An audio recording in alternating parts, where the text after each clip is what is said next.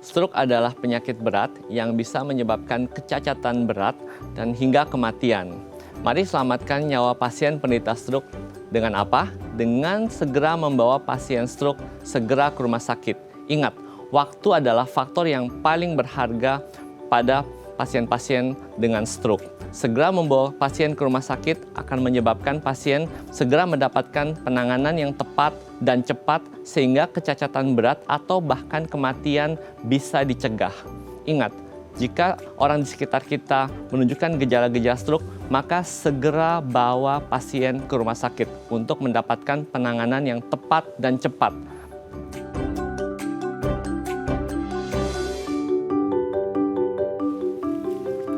Halo pemirsa, apa kabar Anda hari ini? Senang sekali saya Raden Madlias dapat kembali menemani Anda dalam sebuah program talk show inspiratif. Ini dia Bincang Sehati. Pemirsa, kalau kita ngomongin salah satu penyakit yang sifatnya akut, ini pasti salah satu daftarnya ada penyakit stroke. Nah, penyakit stroke ini kan ibarat kata penyakit yang banyak orang takuti gara-gara sifat yang mendadaknya gitu ya. Sehingga banyak yang nggak tahu nih gitu, apa sih yang harus dilakukan ketika ada orang yang ada di sekitar kita gitu ya yang mengalami stroke. Banyak yang akhirnya panik malahan gitu ya, jadi malah urusannya panjang. Nah, makanya hari ini kita akan membahas apa sih yang namanya periode emas pada stroke ini yang berharga gitu ya. Karena apa? Kenapa ada berharganya? Karena memang di periode emas itu gitu ya, si pasien stroke ini harus benar-benar mendapatkan penanganan yang tepat gitu ya. Mungkin dalam hitungan detik atau menit gitu ya, ini bisa berakibat fatal gitu ya. Bisa tingkat mortalitasnya semakin tinggi, tingkat kematiannya kalau tidak ada penanganan yang tepat di periode emas tersebut. Makanya kita hari ini akan mengupas tuntas, kenali periode emas stroke yang berharga. Nah, sebelum kita bahas itu, kita akan membahas terlebih dahulu beberapa mitos atau fakta seputar stroke. Nah, untuk membahasnya telah hadir bersama kami di Studio Bincang Sehati ada Dr. Graha Agung Mulyono SPN Vina, dokter spesialis neurologi dari Suci Hospital. Selamat pagi, Dr. Graha. Apa kabar, Dok? Selamat pagi, terima kasih. Sehat ya, Dok ya? Sehat. Selamat datang kembali di Bincang Sehati, Dok. Terima kasih. Oke, Dok.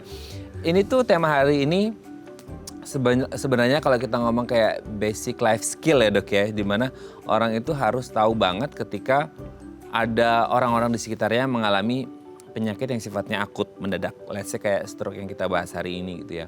Banyak yang mungkin nggak begitu paham bahwasanya apa yang harus dilakukan ketika ada orang di sekitar kita yang mengalami stroke. Orang bingung, didiemin atau diapain gitu ya, atau langsung dibawa ke rumah sakit atau seperti apa. Nah, periode emas ini kan sangat penting sekali, makanya hari ini kita akan mengupas tuntas seputar itu, Dok. Tapi sebelumnya kita bahas mitos fakta seputar stroke dulu, Dok ya. Yang pertama adalah stroke itu hanya akan terjadi kalau orangnya sebelumnya itu pernah ada riwayat penyakit jantung atau ada masalah di organ jantungnya. Ini mitos atau fakta, Dok? Ini mitos, karena sebenarnya banyak juga pasien-pasien yang datang dengan serangan stroke yang sebelumnya juga belum pernah mengalami masalah dengan jantungnya.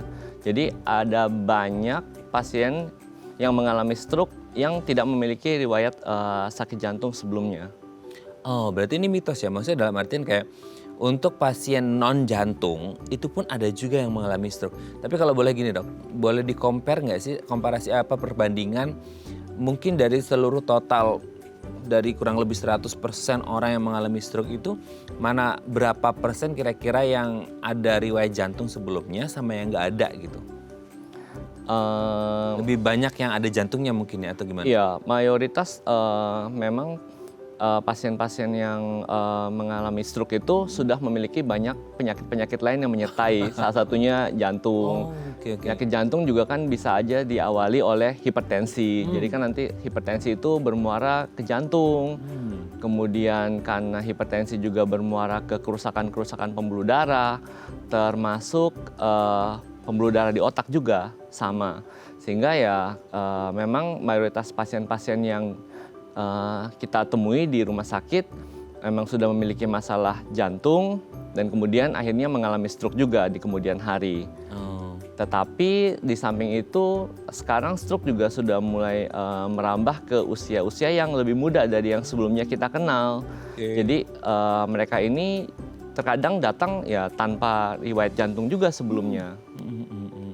Jadi benar-benar kayak datang tanpa ada pernah gangguan atau riwayat gangguan kesehatan di jantung, tiba-tiba datang dengan kondisi ada keluhan di struknya gitu ya dok? Betul, karena faktor resiko stroke itu bukan hanya dari masalah jantungnya, tapi ada banyak faktor resiko juga yang lain.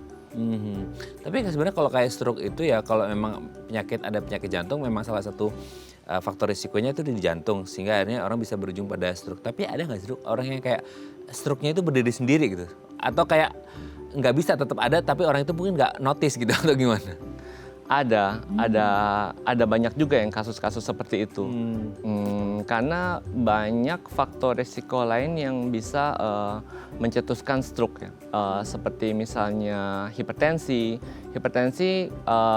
yang berlangsung lama itu lama-kelamaan akan mengalami penyempitan pembuluh darah. Dan itu juga terjadi di pembuluh darah otak. Menyempit, sebelumnya tidak ada gejala sampai akhirnya badan kita tidak bisa mengkompensasi lagi aliran darah ke otak yang terganggu, akhirnya muncul stroke. Oke. Jadi tidak melulu ngomongin jantung atau tidak jantung, dua-duanya sama-sama berisiko untuk mengalami stroke. Betul. Ya, makanya harus lebih sehat ini gaya hidupnya ya. Oke, kita lanjut yang kedua ya dok ya. Wanita katanya risikonya lebih rendah mengalami stroke dibandingkan pria. Tolong dijawab ini mitos dok, karena kita cowok. Nah gimana dok, katanya risikonya itu lebih rendah stroke terjadi pada wanita dibanding pria, gimana dok? Secara statistik mungkin ada statistik yang menjabarkan kalau wanita itu risikonya lebih rendah karena kemungkinan besar ini berhubungan dengan perilaku hidup sehat. Misalnya kalau dulu kita mengkonotasikan kalau merokok itu identik dengan pria. Terus kita rasanya asing melihat kalau wanita itu kan merokok gitu ya. Karena rokok itu kan faktor resiko ya penyakit pembuluh darah, salah satunya stroke gitu. Tapi banyak juga faktor-faktor resiko yang lain, misalnya dari pola makan gitu. Itu kan kalau masalah pola makan antara pria dan wanita perbedaannya sekarang menjadi tidak terlalu jauh gitu kan. Karena pola makan yang tidak sehat bisa pada pria maupun wanita. Tapi ya banyak lagi kayak faktor-faktor lagi yang lain. Kita juga mengkonotasikan kan dahulu kalau pria itu sebagai tulang punggung keluarga. Tentunya kan kehidupan sehari-harinya lebih keras lah karena sebagai pencari nafkah kan. Betul. Untuk menjaga pola atau perilaku hidup sehat terkadang dengan masalah tekanan hidup sehari-hari antara pria dan wanita tentunya terkadang berbeda ya, mayoritasnya kan pasti berbeda. Nah mungkin dari faktor itu sebagai pria kita jadi terkadang lupa memperhatikan kesehatan kita sendiri. Nah termasuk kalau kita jadi tidak sadar, tidak aware gitu kan bahwa apa yang kita lakukan itu mengundang resiko stroke gitu. Oke. Pengaruh nggak sih dok kalau misal ngomongin ada mungkin statistik tadi yang mengatakan bahwa wanita lebih rendah risikonya mengalami stroke dibanding pria, hubungannya sama terkhusus untuk wanita-wanita yang belum memasuki masa menopause, di mana hormon estrogennya masih terproduksi secara aktif, itu pengaruh nggak dok untuk memproteksi tubuh mereka? Ya itu bisa. Ya itu sedikit banyak bisa berhubungan karena sebenarnya hormon estrogen juga bisa memicu terjadinya pembekuan darah juga. Jadi sekarang tergantung kondisi keseimbangan hormonalnya sih. Betul. Apalagi kalau perempuan tuh hormonal changes-nya itu lumayan ya karena mereka punya siklus bulanan gitu ya. Itu harus jadi perhatian juga ya. Jadi intinya kita nggak memandang wanita atau pria, intinya jaga kesehatan itu yang penting gitu ya. Modifikasi lifestyle yang lebih sehat ya dok ya. Oke, takutnya nanti kalau bilang ini mitos atau fakta di satu gender kayak lebih jumawa nih berarti enggak gitu ya konsepnya ya. Oke, kita lanjut yang ketiga dok.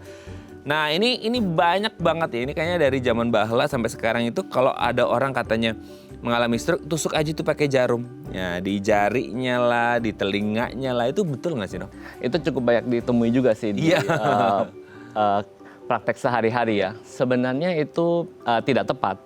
Karena kalau kita bicara mengenai stroke, masalah pembuluh darahnya adalah pembuluh darah pada otak. Kalau kita menusuk jari itu kan kita bermain pada pembuluh darah yang letaknya di pinggiran atau kalau bahasa medisnya perifer. Sedangkan kalau pada stroke itu kita bicara mengenai masalah yang terjadi di pembuluh darah di otak kita. Itu pertolongan yang tidak tepat. Itu akan membuang waktu yang berharga untuk segera datang ke rumah sakit. Karena pertolongan yang tepat itu pada periode emas stroke yang akan kita bahas itu ada di jam-jam di awal. Dimana kalau kita menusuk jari tangan, kemudian kita menunggu sesuatu perbaikan, Keajaiban. kita membuang waktu yang berharga gitu. Dan kesempatan sebenarnya gejala stroke-nya itu mungkin bisa diperbaiki. Kalau mungkin ada yang bilang gini dok, ya kan sama aja pembuluh darah kan saling berhubungan. Kalau ditusuk di jari juga nanti hubungannya ke otak kan nggak mungkin kita nusuk pembuluh darah di otak atau di kepala gitu. Itu ya kan pembuluh darah memang saling berkaitan. Nah kalau ada yang ngomong kayak gitu gimana dok? Tetap nggak ada hubungan ya atau gimana? Sebenarnya tetap tidak berhubungan. Saya akan menjelaskan seperti ini karena itu stroke itu ada dua ya, antara pecahnya pembuluh darah otak itu gejalanya biasanya berat dan sebaiknya kita tidak menyia-nyiakan waktu karena darah yang terkumpul di dalam kepala itu akan semakin bertambah, volume bertambah dan dia akan menekan jaringan otak yang sehat sehingga gejalanya akan semakin berat seiring dengan waktu dan itu cepat biasanya. Jika kita menyia-nyiakan waktu dengan menusuk jari tangan di mana kita belum sampai di rumah sakit, kita tidak tahu nih jenis stroke-nya ini apa gitu kan. Jadi ada resiko bahwa gejalanya justru bertambah berat dan jadi terlambat diatasi. Kedua, jika stroke tipe sumbatan, maka sumbatannya tidak akan terpengaruh sama sekali dengan kita melukai jari tangan kita dengan tusukan jarum. Kita pun menyia-nyiakan waktu juga karena setiap menit, walaupun jumlah sel-sel saraf di otak itu bisa mencapai miliaran, tapi setiap menit yang kita sia-siakan itu juga kita menyebabkan jutaan dari sel-sel saraf kita mungkin akan mengalami kerusakan. Dan kerusakan itu belum tentu masih bisa kita pulihkan lagi. Betul. Iya, pada kebanyakan kasus stroke adalah kerusakannya itu hampir tidak sepenuhnya gitu. Ada yang bisa dipulihkan, akhirnya ya pasien stroke jadi sembuh dengan harus menerima ada gejala-gejala stroke yang tersisa. Ada gejala sisanya ya? Iya. Waduh serem banget ya, makanya jangan tindakan yang aneh-aneh lah gitu ya dok. Itu nusuk-nusuk bukannya sehat malah kesakitan mungkin orangnya ya dok ya. Makin sakit dan menyia-nyiakan waktu yang berharga. Sebaiknya segera ke rumah sakit. Segera ke rumah sakit ditangani oleh dokter gitu ya. Oke dok, kita lanjut yang keempat. Tidak ada tanda yang khas menuju ke stroke. Nah orang juga bilang ini kayak silent killer juga nih, silent disease gitu ya. Ada tanda nggak sih? Orang kayak, atau ada tapi orang nggak ngeh gitu dok, atau gimana? Sebenarnya mayoritas penderita stroke yang kita kenal itu gejalanya adalah bicaranya menjadi kacau atau tidak bisa bicara. Itu yang sering terjadi. Kemudian kelumpuhan atau kelemahan dari sebelah badan gitu, tangannya terasa kebas, separuh badan kebas sampai ke wajah, atau tangan dan kakinya jadi lebih lemah deh dari sisi sebelahnya, jadi sulit digerakkan. Itu gejala yang paling banyak kita temui di kasus-kasus stroke yang terjadi di sekitar kita. Walaupun sebenarnya kadang ada gejala-gejala stroke yang lebih unik gitu, yang lebih jarang kasusnya. Tetapi kalau saya boleh menyarankan, untuk menegakkan diagnosis itu sebaiknya jangan dilakukan di lingkungan di mana itu tempat stroke terjadi. Jika ada keraguan apakah ini stroke atau bukan, itu bukan pertanyaan yang harus kita jawab di tempat kejadian. Itu sebaiknya kita bawa pasiennya ke rumah sakit dan biar di rumah sakit itu kita lakukan tindakan, diagnosis, baru kita bisa mengetahui ini stroke atau bukan atau penyakit yang lain. Jadi jangan self-diagnose atau mendiagnose orang lain di mana kita bukan dokter, segera bawa ke rumah sakit. Itu jalan utamanya ya dok ya? Iya, betul. Oke dok, kita lanjut yang terakhir ya dok ya. Katanya stroke itu cuma dialami sama orang-orang tua, orang-orang lanjut usia. Kayaknya anak muda kayaknya jarang deh. Ini udah template banget, dulu kita ngomongin stroke, jantung dan lain sebagainya itu orang tua gitu. Nah kalau stroke ini emang penyakitnya orang tua atau bukan sih dok atau gimana? Sebenarnya karena salah satu faktor resiko stroke itu adalah usia, dan usia itu kan faktor resiko yang tidak bisa kita ubah sama sekali ya, betul. Dia bergerak sendiri. Ya memang semakin bertambah usia kita, semakin besar resiko kita terkena stroke. Tetapi sekarang dengan perubahan pola hidup gitu, sudah mulai merambah ke usia-usia yang lebih muda. Oh. Iya, salah satunya ya pola hidup tidak sehat ya. Rokok terutama bisa meningkatkan resiko untuk terjadinya stroke. Rokok is always being the enemy ya. Meningkatkan resiko ya. Meningkatkan risiko ya. Makanya kalau bisa jangan nabung uangnya buat beli rokok lah ya dok. Nabung uangnya buat healing aja, nama sehat ya dok ya. Jadi stresnya hilang. Oke, terima kasih Dokter Graha. Sudah terjawab mitos faktanya. Nanti kita lanjut ngomongin kenali periode emas stroke yang berharga di segmen selanjutnya dok ya. Oke pemirsa, kami akan kembali sesaat lagi. Tetap bersama kami di Bincang Sati.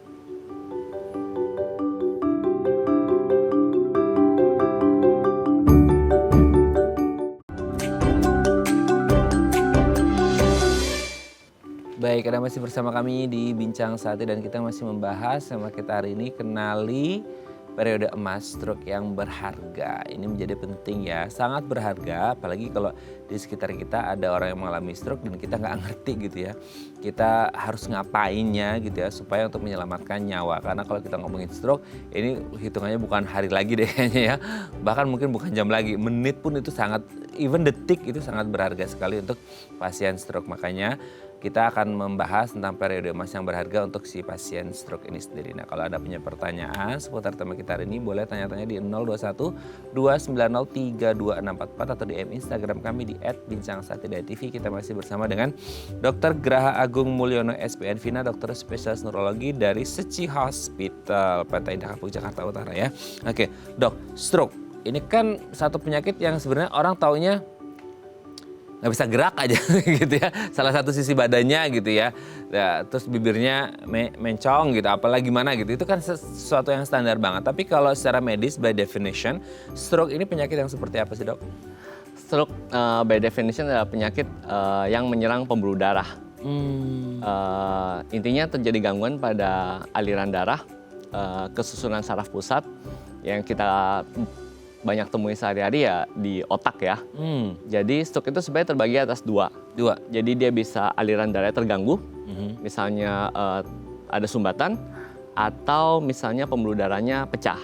Yang lebih banyak kita temui sehari-hari, mayoritas kasus adalah yang pembuluh darahnya alirannya terganggu, yaitu yang tersumbat. Iya, yang pecah ada, tapi dia jumlah kasusnya secara statistik lebih kecil. Oke. Kalau ngomongin tersumbat berarti ada yang menyumbat dok. Betul, ada yang menyumbat. Apa maksudnya yang menyumbat itu? Kenapa dia di pembuluh darah kita ada sesuatu materi yang akhirnya menyumbat gitu? Ya, secara medis dia disebut sebagai trombus. Atau kalau boleh saya sederhanakan ya, dia seperti kumpulan materi kayak gumpalan darah gitu loh. Yang menyebabkan diameter pembuluh darah itu menjadi sempit atau bahkan tertutup sehingga aliran darah yang harusnya naik ke otak kita menjadi terganggu.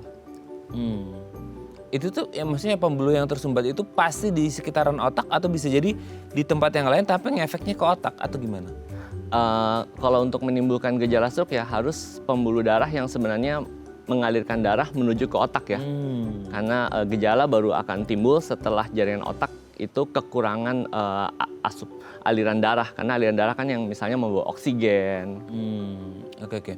Nah berarti kalau kita ngomongin kayak penyumbatan itu tuh awal mulanya itu dari mana dan bisa terbentuk sampai berapa lama sehingga akhirnya bisa menyebabkan sumbatan dok? Maksudnya kayak kalau kita ngomong makan itu pengaruh nggak sih sehingga akhirnya menyebabkan, ibarat kata gini, kalau kayak kita di saluran pencernaan kita kan kayak usus gitu ya dok ya, kan ibarat kata kan pembuluh darah kan ya ada diameternya meskipun sangat-sangat kecil gitu ya.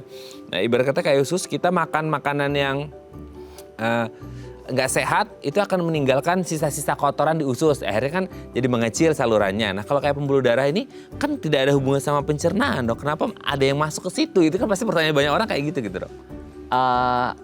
Ada banyak penyebab sih aliran darah ke otak itu. Pembuluh darahnya bisa mengalami penyempitan atau penutupan tiba-tiba. Yang misalnya penyakit jantung yang tadi disebutkan itu, yang paling sering menyebabkan stroke adalah gangguan iramanya.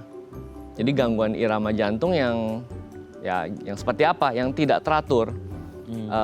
Jadi ketika jantung itu denyutnya tidak teratur, kemudian terbentuklah si gumpalan darah itu. Nanti gumpalan darah itu akan beredar di dalam pembuluh darah. Kalau dia sampai masuk ke pembuluh darah yang menuju ke otak, kemudian dia kan ada ukurannya ya. Ketika dia masih melewati pembuluh darah yang ukurannya lebih besar dari dia, diameternya, dia masih bisa lewat. Kemudian sampai pada titik tertentu ukuran pembuluh darah semakin masuk ke otak, semakin makin ke dalam dia ukurannya akan makin mengecil dan si gumpalan itu akhirnya tidak bisa lewat lagi. Nah, disitulah baru muncul gejala stroke. Karena jaringan otak yang di belakangnya itu kan tidak bisa mendapat darah lagi akibat aliran darahnya stop di situ. Gitu. Itu misalnya seperti itu ada gumpalan darah yang sebenarnya bukan dari otak tapi akhirnya menyumbat pembuluh darah yang harusnya menuju ke otak.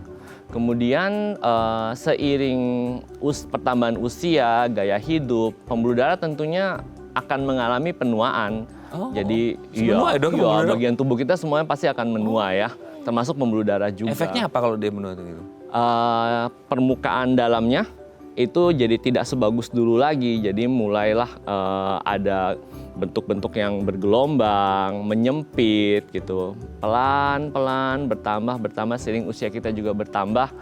Pola hidup sehat kita atau itu yang mempengaruhi kan. Kalau kita mungkin pola hidupnya sehat ya kita mungkin memperlambat ya proses itu. Tapi kalau misalnya sebaliknya kan justru kita mempercepat proses itu kan.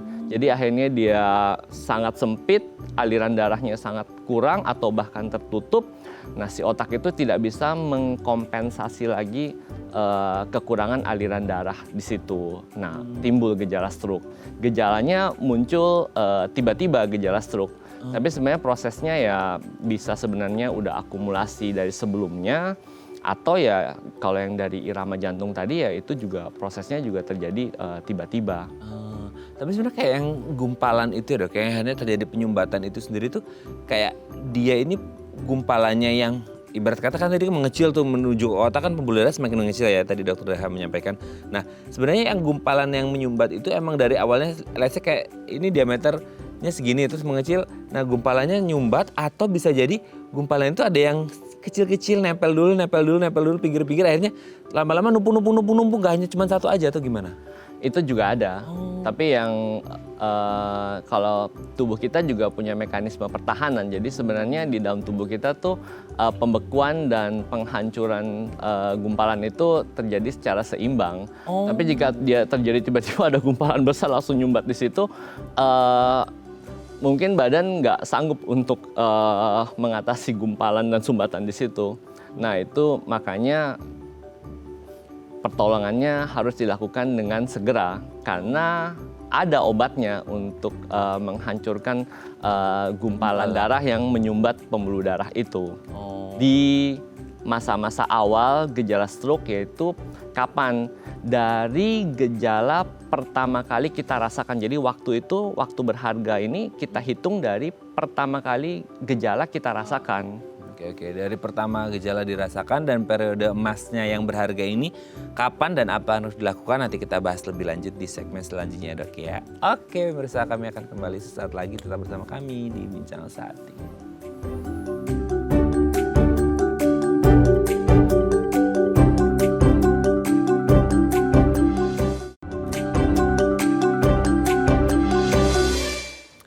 Baik, Anda masih bersama kami di Bincang Sati dan kita masih membahas tema kita hari ini seputar kenali periode emas stroke yang berharga. Kalau Anda punya pertanyaan seputar tema kita hari ini, boleh tanya-tanya di 021-290-3244 atau DM Instagram kami di @bincang_sati.tv. Oke, dok, kita masih bersama dengan Dr. Graha Agung Mulyono SPN Vina ya, dokter spesialis neurologi dari Suci Hospital. Dok, ini kalau sebelum kita ngomongin periode emasnya ya, ini tuh kebetulan banget kita hari ini ngomongin stroke dan kebetulan banget ngomongin kayak pendarahan atau penyumbatan pembuluh darah di otak gitu ya. Kebetulan tuh belum lama atau belakangan ini kan ada dua figur di Indonesia yang meninggal katanya urusannya dengan pembuluh darah, ada pendarahan atau penyumbatan gitu, ada pecah gitu. Ada seorang penyanyi legendaris juga dan ada suami dari salah seorang jurnalis di Indonesia gitu. Nah kalau kita ngomongin kan yang satunya oke sudah berumur, yang satu masih muda, masih early 40 lah gitu ya. Nah itu sebenarnya kalau ngomongin periode emas atau faktor risikonya sendiri, itu berarti kayak range usianya itu bisa beragam banget ya dok ya. Kenapa orang bisa mengalami stroke dan akhirnya mengalami ya itu tingkat mortalitasnya yang tinggi gitu dok. Iya, karena ada selain faktor resiko stroke yang bisa kita ubah, ada faktor resiko stroke yang sudah tidak bisa kita ubah lagi. Ya, misalnya seperti hal-hal yang bersifat keturunan itu tidak bisa kita ubah. Oh, keturunan juga pengaruh ya dok ya? Iya, usia tidak bisa kita ubah. Jadi stroke itu kan terbagi ya, tadi ada yang sumbatan, ada yang pecahnya pembuluh darah. Nah, pecahnya pembuluh darah juga itu menentukan di mana pembuluh darah yang pecah itu, dan pecah di lokasi tertentu akan menimbulkan gejala yang lebih berat. Misalnya yang disebut perdarahan subarachnoid. Jadi dia pecah di pembuluh darah yang di dalam, itu penyebabnya ya bisa karena tekanan darah yang meninggi, kemudian memang di dinding pembuluh darahnya itu sudah ada yang kelemahan, dindingnya menjadi lebih tipis, kemudian lama-lama semakin tipis menggelembung dan pecah. Nah itu kan darahnya akan mengalir cepat, deras, kencang, kemudian si volume darah itu akan menekan jaringan otak lain yang sehat.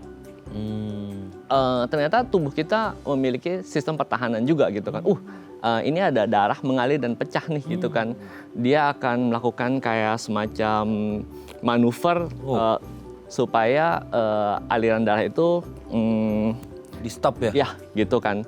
Tapi itu bisa terjadi di ini tidak berhubungan dengan kedua kasus yang disebutkan ya, maksudnya secara umum fisiologi tubuh ya.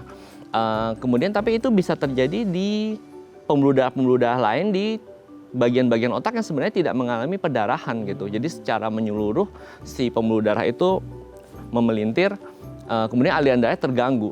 Loh, justru malah jadi darah-darah yang sebenarnya tidak ada hubungannya sama perdarahannya juga tidak mendapatkan aliran darah yang cukup. Jadi muncul gejala juga. Nah itu kan bisa fatal kalau misalnya itu terjadi di misalnya kayak pembuluh darah yang ngasih makan batang otak gitu.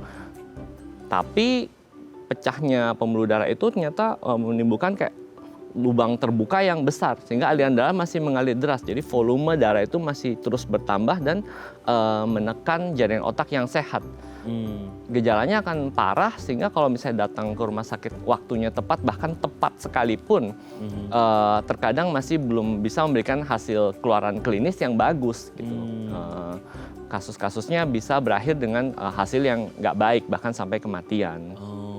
Nah dok, semisal kayak dua kasus yang nanti sempat kita bahas gitu ya, itu kan kalau ngelihat video-video sebelumnya itu kayak secara fisik mungkin masih masih bisa berkomunikasi gitu-gitu segala macam. Maksudnya bukan kayak orang yang totally bed rest dengan kondisi yang mungkin tidak sadarkan diri ya gitu. Itu kayak orang-orang yang mengalami kasus tersebut itu benar-benar orang yang mungkin dalam artian kayak memang masih bisa berkomunikasi secara sadar, atau kayak ya mungkin sudah drop banget, atau mungkin gini, case-nya akan antara beda nih antara orang-orang yang sudah punya comorbid mungkin, karena kita nggak ngerti ya, maksudnya dari dua orang public figure ini sendiri kita nggak ngerti ada komorbiditas apa di riwayat kesehatan mereka. Itu pengaruh juga nggak sih dok?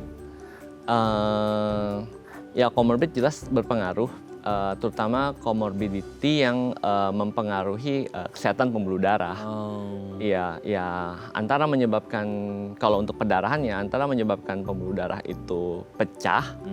Kalau yang stroke jenis sumbatan ya antara menyebabkan pembuluh darah itu akhirnya tertutup.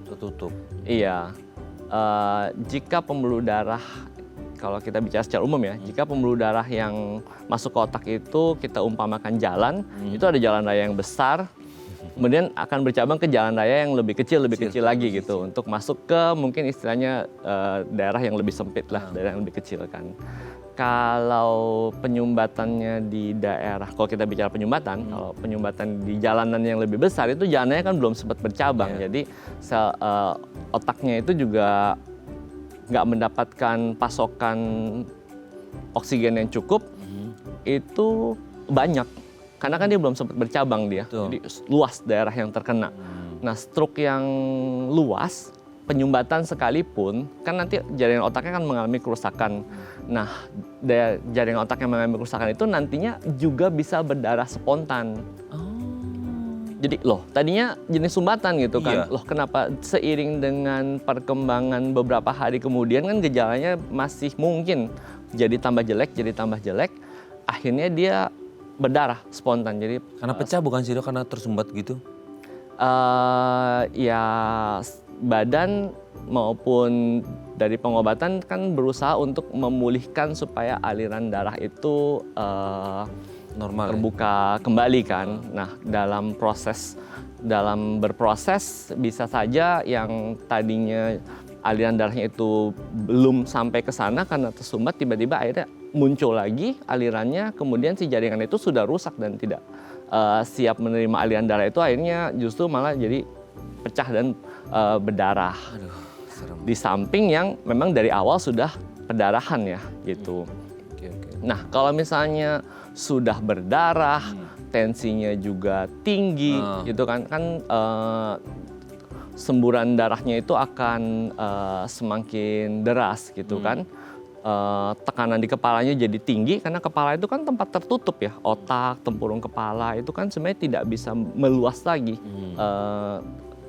Ya statis ruangnya aja gitu ya. Iya, ruangnya dia bisa meluas lagi. Sementara ada volume yang nambah terus. Itu menekan si jaringan otak yang sehat gitu kan. Jadi tekanan darahnya akan semakin tinggi karena tekanan di otaknya tinggi dan semburannya ya juga semakin deras dan begitu seterusnya. Makanya situasinya jika terlambat dibawa ke rumah sakit semakin sulit diatasi.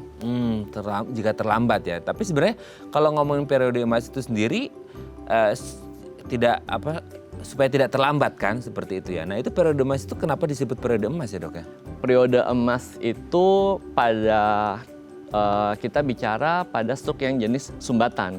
Kenapa disebut periode emas? Karena pada periode ini kesempatan kita sangat besar untuk bisa memperbaiki gejala yang bahkan kita lihat di awal berat. Kemudian kita masih bisa melakukan upaya supaya memperbaiki gejala ini nih. Supaya yang tadinya gejala berat menjadi ringan atau bahkan hampir tidak ada. Apa sih yang kita lakukan? Ya, kita berusaha membuka sumbatan di pembuluh darah itu. Misalnya dengan obat yang memang hanya bisa diberikan di periode emas ini. Yaitu antara 3-4,5 jam dari kapan? Bukan dari pasien menginjakkan kakinya di rumah sakit, bukan. Tapi dari pertama kali gejala dirasakan. Nah itu dok yang menjadi pertanyaan tuh kadang-kadang kan definisi orang 3-4,5 jam itu antara masuk IGD atau gejala yang dirasakan.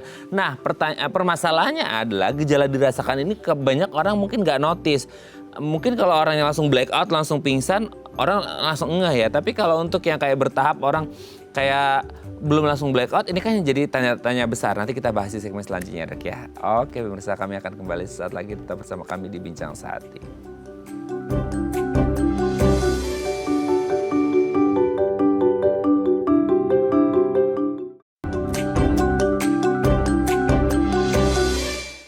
Baik, Anda masih bersama kami di Bincang Sehati dan kita masih membahas tema kita hari ini, kenali periode emas stroke yang berharga. Nah, kalau Anda punya pertanyaan seputar tema kita hari ini boleh tanya-tanya di 021-290-3264 atau DM Instagram kami di @bincangsehati.tv. Kita masih bersama dengan Dr. Graha Agung Mulyono SPN Vina, dokter spesialis neurologi dari Suci Hospital Pantai Indah Kapuk, Jakarta Utara. Oke, dok, tadi sempat kita bahas periode emas ya. 3-4,5 jam setelah awal kali gejala dimulai. Bukan ketika kaki menginjakkan IGD rumah sakit ya dok. Ya, itu perlu ditekankan ya dok ya. Betul. Karena bisa jadi menginjaknya sih iya dok. Saya baru sejam loh dok masuk IGD, ini masih periode emas. Terjadi mulai gejala kemarin dok. Karena gini dok, mungkin ada yang kayak hilang timbul gitu mungkin gejalanya atau terlalu kayak ringan banget sehingga orang nggak notice. Nah kita kayak ngomongin gejala yang jadi patokan awal periode emas itu sebenarnya yang dirasakan apa sih dok? Maksudnya kayak kan ada orang kayak ngomongnya pelok, ngawur gitu.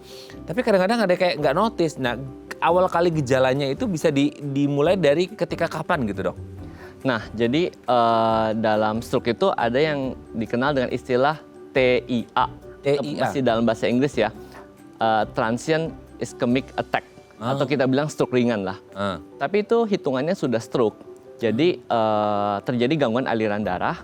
Kemudian entah kenapa gangguan aliran darah itu hilang sendiri. Biasanya mayoritas kasus adalah ada penyempitan pembuluh darah yang sudah berat. Kemudian ada faktor lagi yang memicu terjadi stroke. Karena penyempitan itu terjadi perlahan-lahan dan pasien nggak sadar sebenarnya selama ini nggak pernah ada gejala. Tapi entah kenapa misalnya keletihan, dehidrasi, tekanan darahnya turun. Akibatnya kenapa? Dorongan untuk melewati celah sempit itu pada pembuluh darah yang ke otak tentunya ya, itu jadi kurang kuat. Sehingga otak yang tadinya masih dapat pasokan darah cukup menjadi tidak cukup. Muncul gejala. Kemudian misalnya tangannya jadi nggak bisa diangkat nih. Entah bagaimana badan berhasil memulihkan lagi tekanan darahnya. Kemudian darah ngalir lagi dengan cukup. Gejalanya hilang. Nah itu yang sering kita abaikan kan. Jadi banyak pasien-pasien yang datang dengan gejala yang berat. Itu sebenarnya yang menetap. Itu sebenarnya sudah sempat mengalami beberapa kali gejala seperti itu yang hilang timbul. Itu sebenarnya hitungannya juga ada stroke. Itu sebenarnya sudah lampu peringatan bagi kita untuk segera datang ke rumah sakit sebenarnya. Karena itu kan bagaimanapun juga misalnya kalau tadi itu penyempitan pembuluh darah yang berat, itu akan menutup. Hanya kita tidak tahu kapan kan.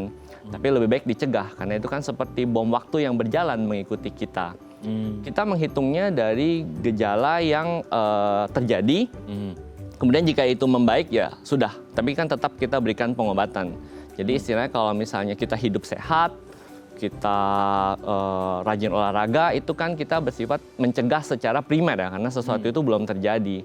Tapi kalau sudah ada gejala serangan stroke ringan tadi, walaupun kalau serangan stroke ringan, kalau misalnya kepalanya kita lakukan pemeriksaan dengan radiologi, misalnya dengan MRI misalnya, mungkin belum ada, masih bersih. Kalau misalnya stroke yang lain sudah mulai ada, ada nih, ini stroke-nya di sini gitu. Kita bisa lihat di CT scan otak atau di MRI otak gitu.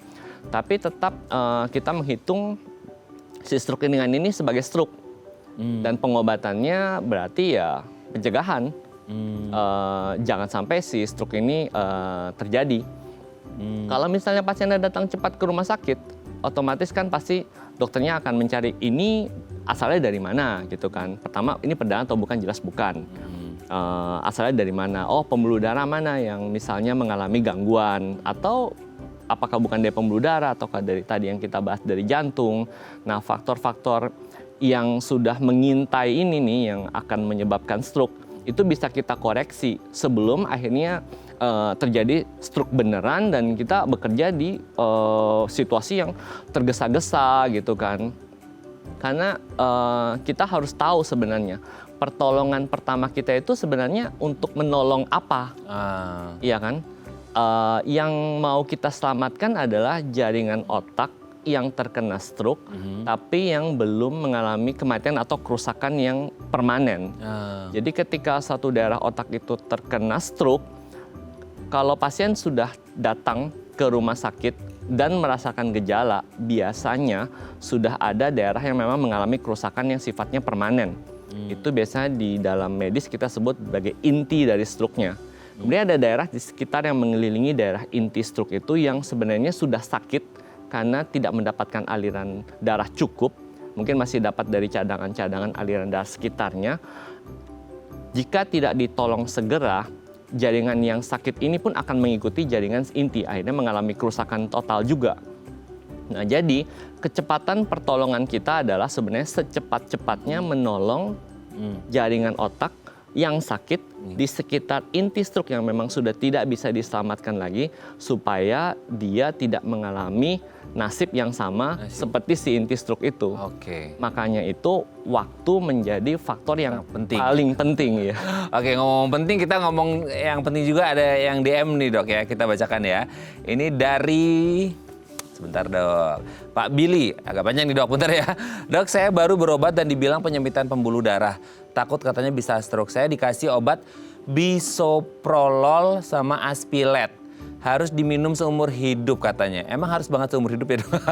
Kalau semisal saya stop minum obat dan perbaiki gaya hidup sehat bisa membantu cegah stroke nggak sih dok? Nah gimana dok? Bisoprolol sama Aspilet. Nah katanya seumur hidup. Nah gimana dok?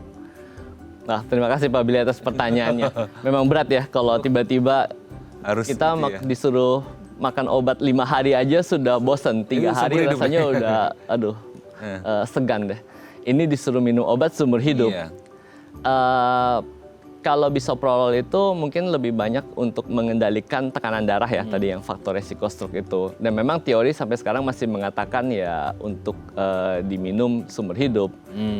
Teori juga sayangnya mengatakan Pak Billy obat yang pengencer darahnya itu juga harus diminum seumur hidup. Iya, karena memang resiko stroke itu memang mengintai kita terus, dan setelah kita pernah mengalami stroke, memang teori mengatakan resiko kita lebih besar lagi. Pola hidup sehat Bantu nggak? membantu, tapi itu bisa lepas keduanya harus obat? dikerjakan bersamaan. Oh nggak bisa, tetap harus minum ya? Iya. Oh. Saya tidak menyarankan salah satu obat itu dihentikan sih. Oke, semoga ini bisa menjawab pertanyaan Pak Billy dan semoga komitmen disiplin minum obatnya supaya sehat selalu. Boleh diimbangi dengan gaya hidup sehat. Tapi bukan berarti kayak ya udah loh kalau gitu kayak gaya hidupnya nggak sehat orang udah minum obat, nggak juga ya. Tetap harus diimbangi dengan gaya hidup sehat dan juga minum obatnya. Terima kasih Pak Billy ya. Oke, dan nanti kita lanjut lagi di segmen terakhir ya. Oke pemirsa, kami akan kembali saat lagi tetap bersama kami di Bincang Sehati.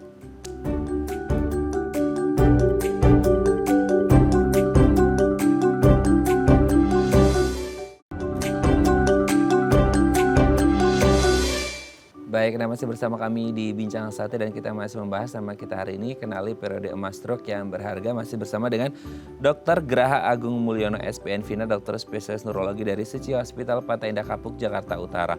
Oke dok, tadi pas break ada telepon dari salah satu pemirsa kita namanya Ibu Siska di Jakarta Barat. Bu Siska ya, saya sampaikan pertanyaannya ke Dr. Graha ya.